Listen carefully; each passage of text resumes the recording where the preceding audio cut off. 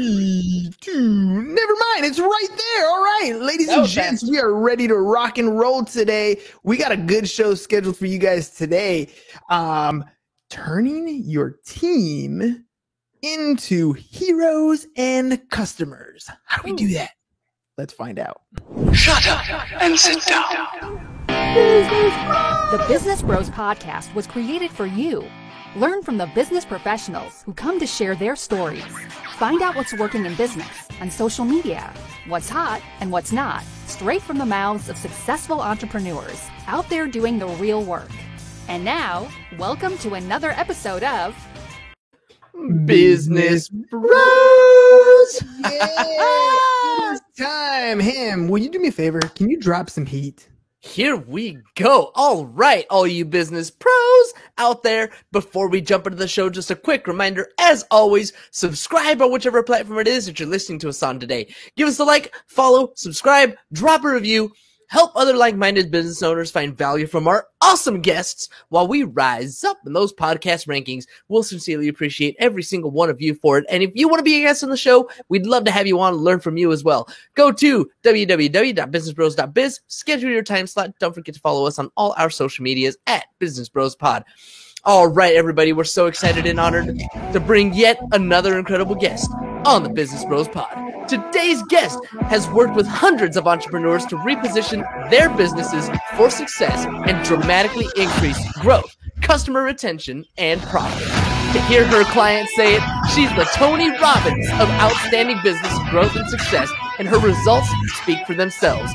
Early in her career, she transformed a fledgling business into one of Canada's top 50 best managed companies, and now her system is available to anyone who's willing to put in the work. Especially effective for service-based businesses, our guest system helps business owners retain a strong and loyal client base, unlock hidden profit centers, and turn their customers' experiences into profit. Stay tuned and learn more about the new business rules and how to apply them to grow and thrive. Joining us today from Marinette Inc., creator of the Profit Generator System and author of Up Solutions, welcome to the show, Patty Mara.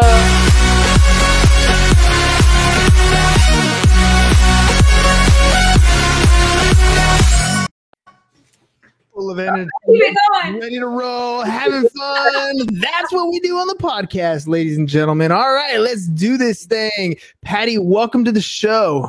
Thank you. Thank you both for having me on. Very exciting. I hope we turn up your energy, right? You might have missed that cup of coffee, maybe, but now that you're on the show, you're ready to rock and roll. You ready, Patty? Always ready. All right, let's get into this thing. I always like to start with that. You're an entrepreneur. You are selling something. So what is it that you're selling? How are you helping and bringing value to our community? Fabulous. Thanks, Ronan. So I came out with my first book a year ago, Up Solutions, Turning Your Team into Heroes and Your Customers into Raving Fans. I have a business reinvention blueprint that I help mostly retail and service businesses to reposition. I think we're in an incredible period of change and challenge, but also the most important period to future forward our businesses. And so I have a blueprint to do that. And I also do a lot of team engagement and team success because they're two sides of the same coin. You can't redesign the business without the team knowing how to deliver it. So what do you mean by planning forward, like being prepared for the future? I mean, we all want to be, right? Essentially, that's what we want to do when we're planning, maybe for the week, for the month, for the quarter, for the year, whatever it is. But tell me a little bit about your blueprint and how it prepares people. Well, so, it's interesting because obviously I wrote the book before the global pandemic, but it's the same methodology. We've all been dealing with incredible period of change for the last year. But there's also, I wrote a blog post earlier this year that the gift of 2020 was the death of infrastructure. So one of the challenges or one of the opportunities is that crisis interrupts all patterns. So part of that is that, we're working remotely. We're changing how we structure. Some of the big companies that have blown up in the last year, Zoom, Shopify, and Stripe, right? The president of Shopify was quoted in an article that the pandemic forwarded their business plan by 10 years. So it's the same methodology, but there were a lot of businesses that were healthy in 2019 that there have been completely disrupted in 2020. And I think we're going to look back on 2021 as the most important year to future forward our business, future proof almost. But rather than the past directing or dictating the future structure, we have to now look forward and plan back. And it's a pivotal shift. Yes, I 100% agree. Okay, so let's talk a little bit about some of these major changes that have happened. COVID came along and it really reshaped the way we do things. There's pluses and minuses to both of these. I forget where I was listening to, but might have even been a TikTok for all I know.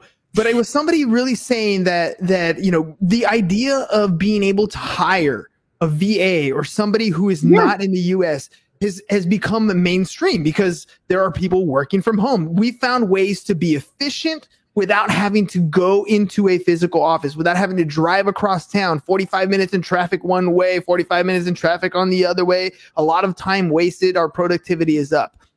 The flip side to that, however, if you're looking at it from an employee standpoint, now I'm not in competition with my geographic location. Now I'm in competition with essentially the rest of the world. Mm-hmm. What do you think about that when it comes to developing your team, or from an entrepreneur's point of view, hiring your team?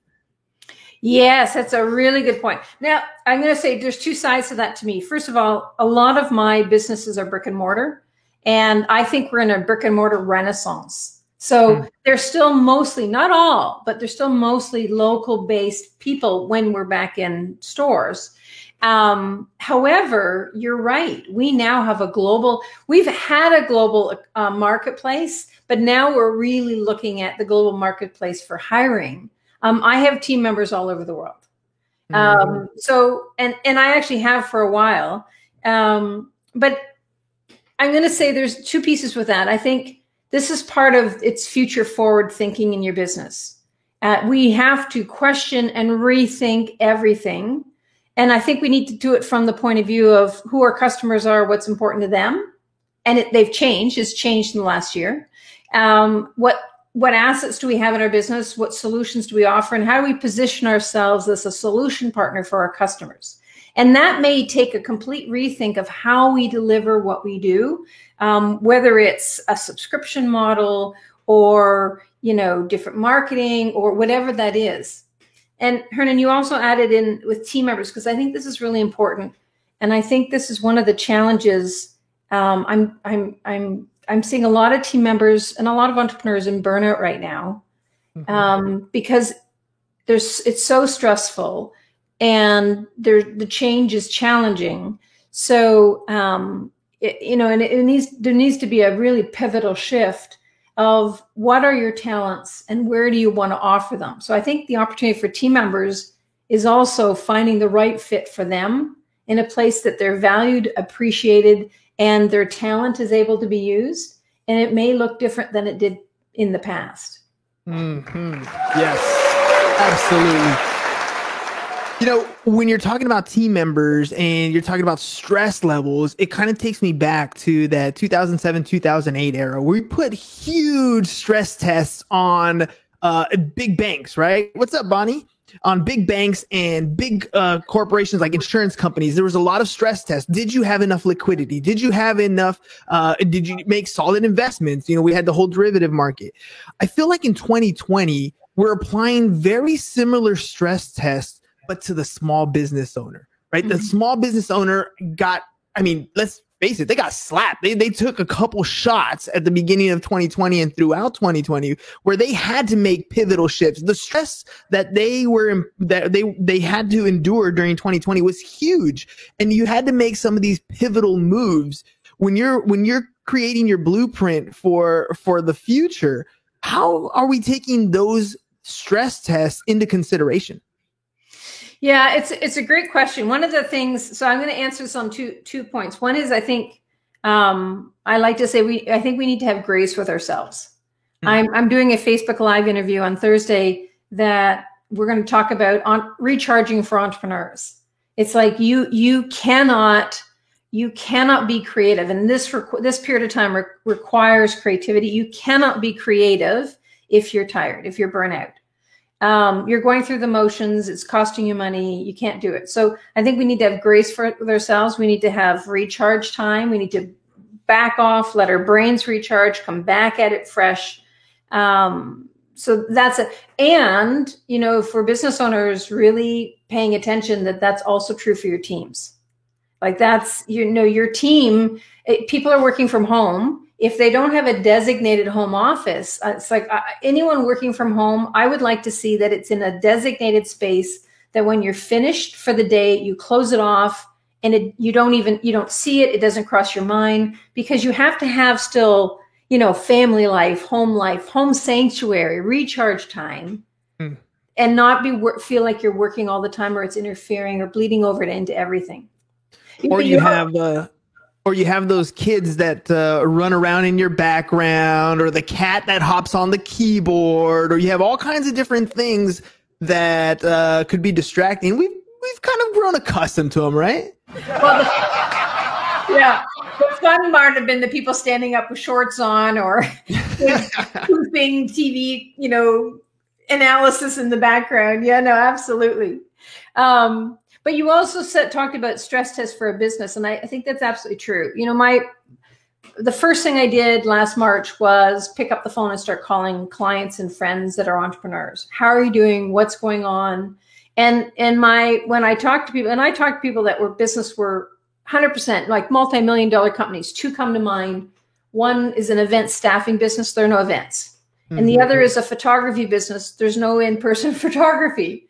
So they both had to do a complete pivot in order to even stay flush for the year.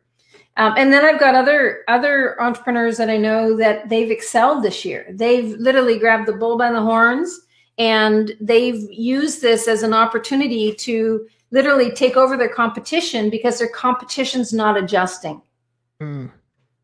That is, you talked about the retail and how retail had to, you deal with a lot of brick and mortar. And I've been having a couple people on the show who are Amazon, fulfillment by Amazon people who are creating these online stores. And, to run a store is no easy feat. Running inventory and managing your inventory and, fulfilling orders, that is a skill that a business owner who operates a brick and mortar has. When you have to make a shift like we did in 2020, a drastic shift. I mean, you mentioned, Etsy stores and Zoom and things like that. When you talk to your brick and mortar clientele, how many of them had to make that shift onto that online space when previously they were like, you know what, my POS machine over there, that I've had that for many years. It works fine. I don't want to make any changes. And then all of a sudden they had to make a drastic change. What was that like for them? Well, again, I know businesses that have flourished because they embrace that.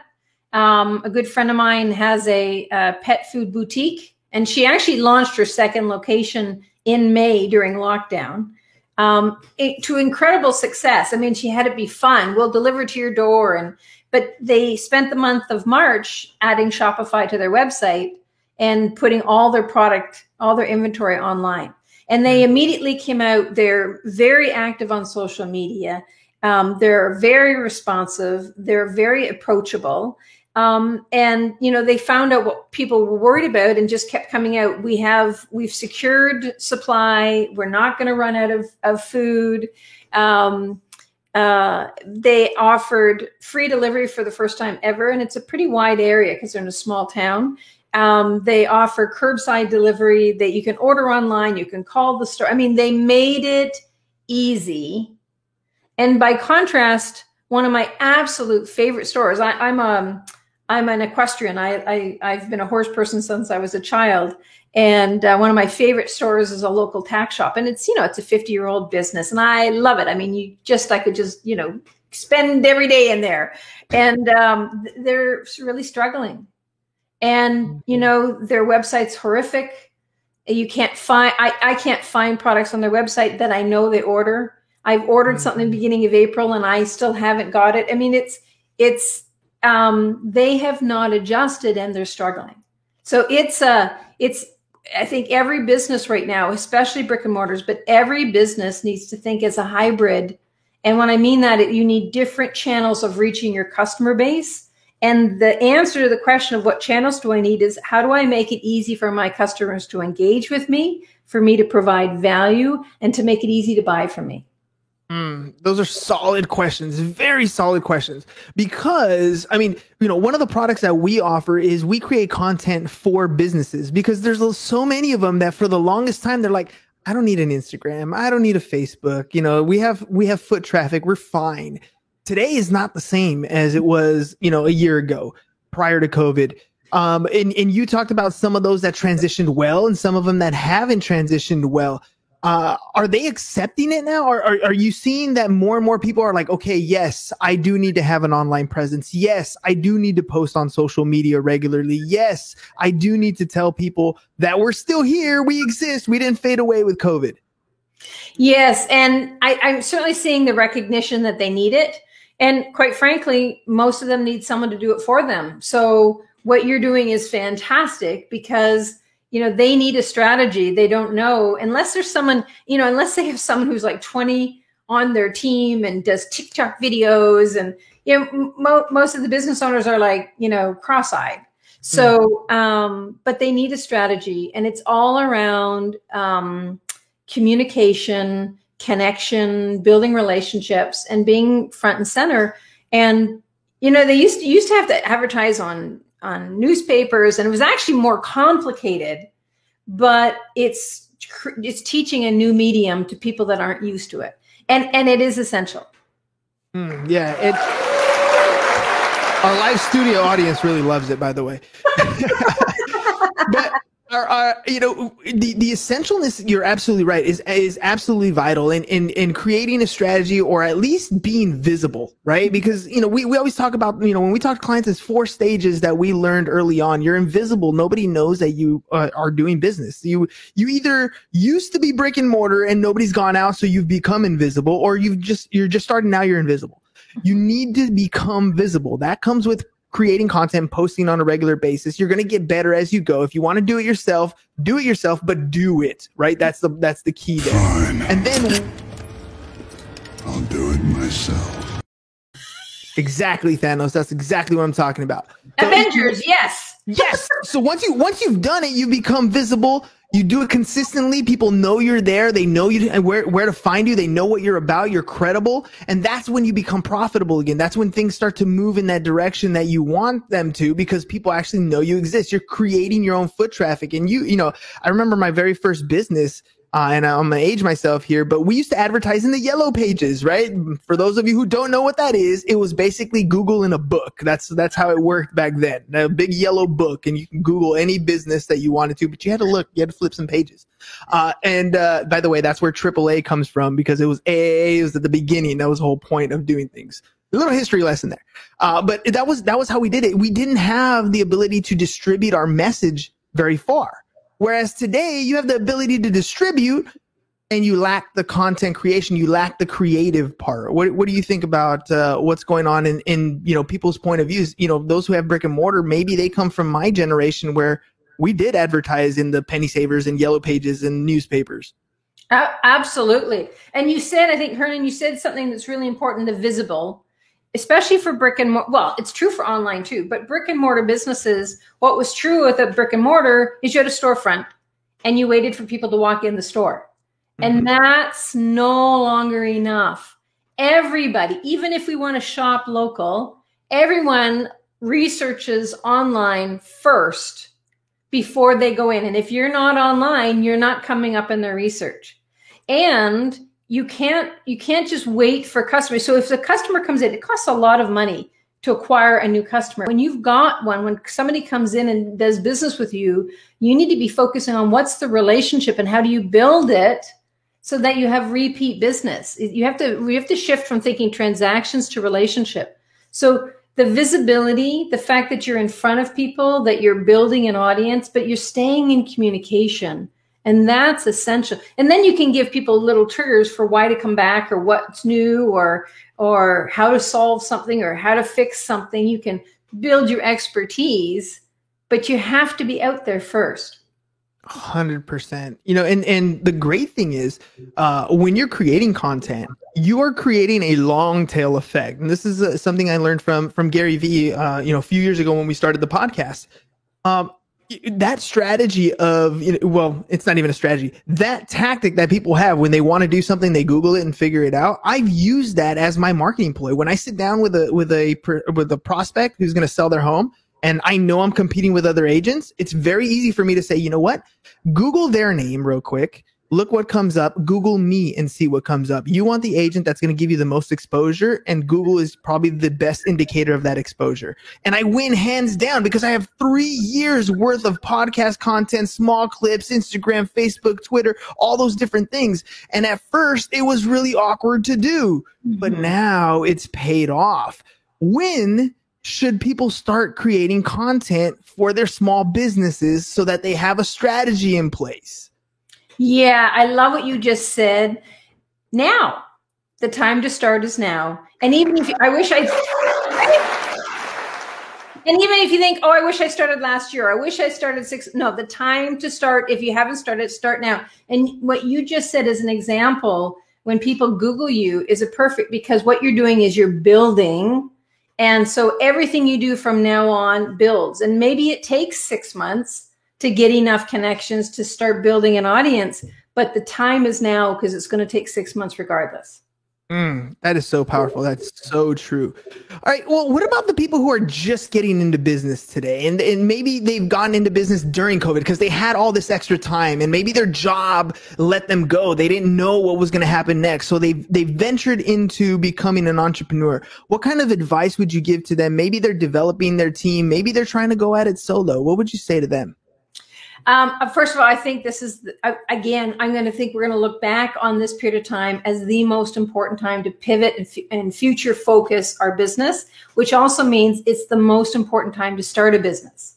It's brilliant. So first of all, you have an unlimited, inexpensive resources. You can outsource on Upwork, you can find team members. So it's a great time with incredible resources.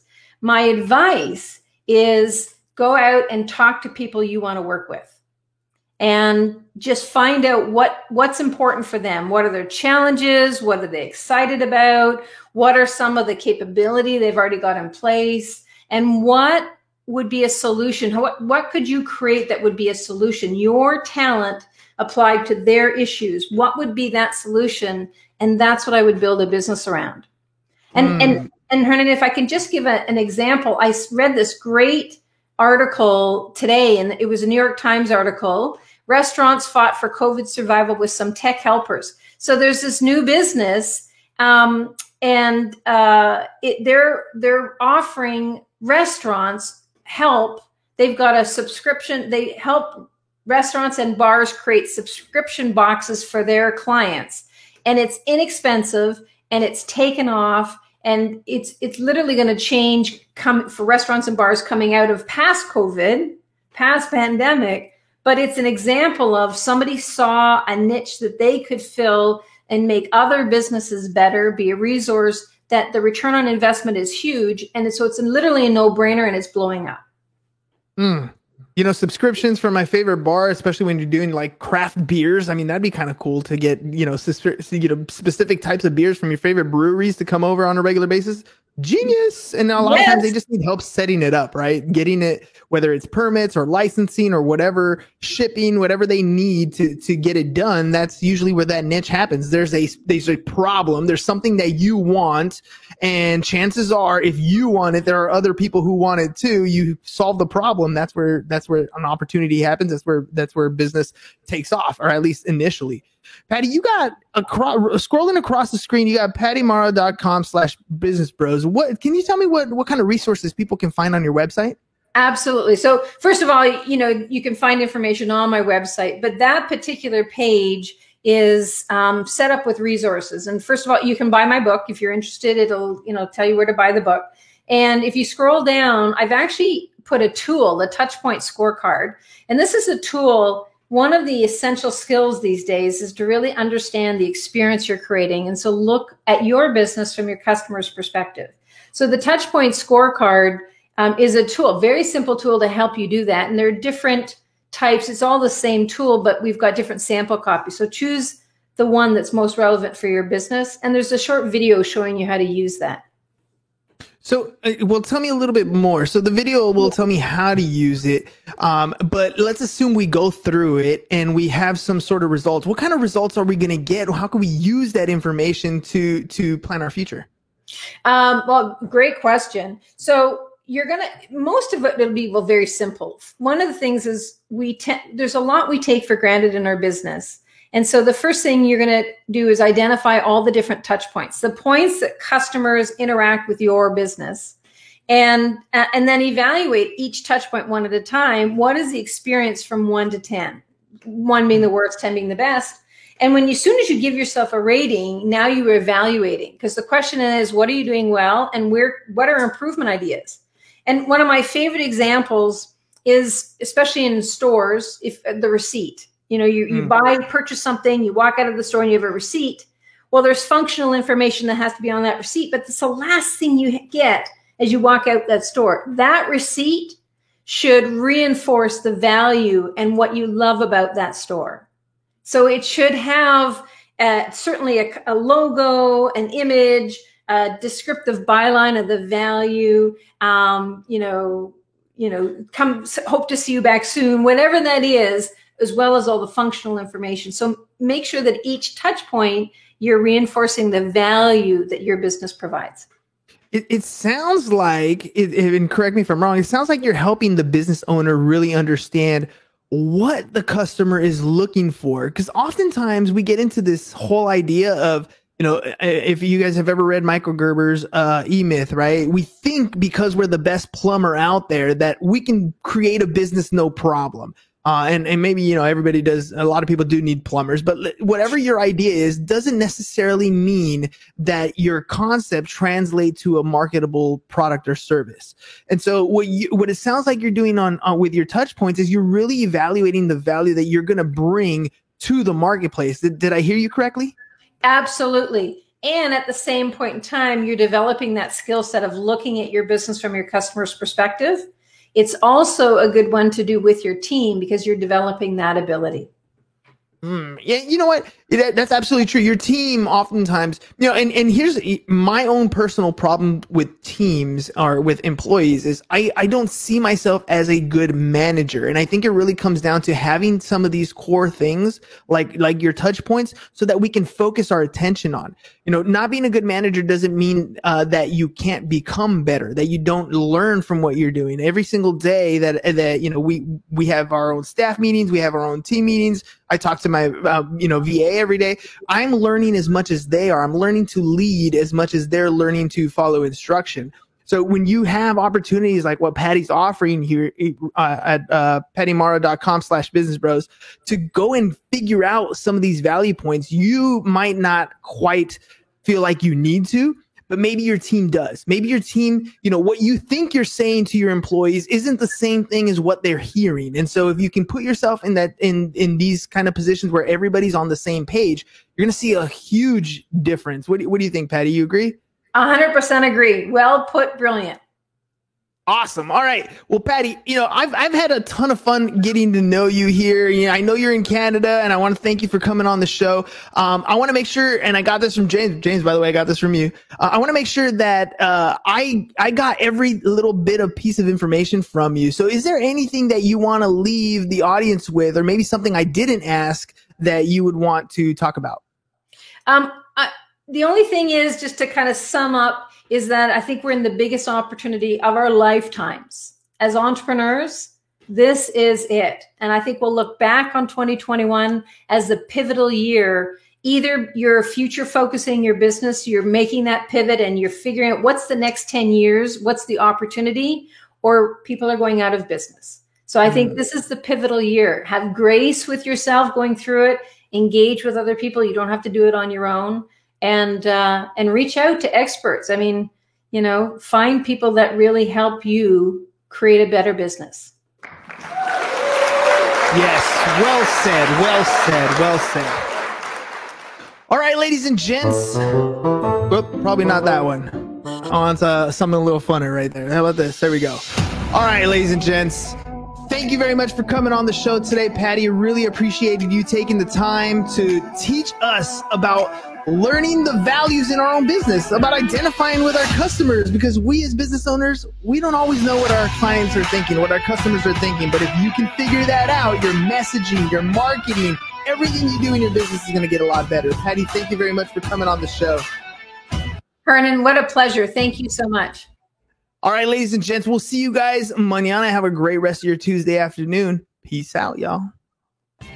Thank you for listening to the Business Bros Podcast. Are you looking to get more clients or to increase your income? Hernan, the Business Bro, can help you generate referrals through the power of podcasting. And James, the Insurance Bro with Pipeline Insurance, can help you effectively add insurance to your existing business. If you are ready to create wealth today and generational wealth for tomorrow, email businessbros@csfirst.com to schedule a free consultation or join the Business Bros Network, www.businessbros.biz.